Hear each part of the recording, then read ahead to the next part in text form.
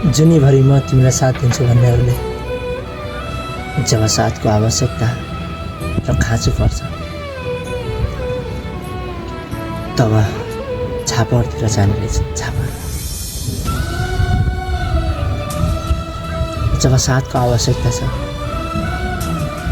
तब साथ दिनु त किन भन्ने, के को लागि भन्ने। जीवनमा कसैलाई पनि त्यो किसिमको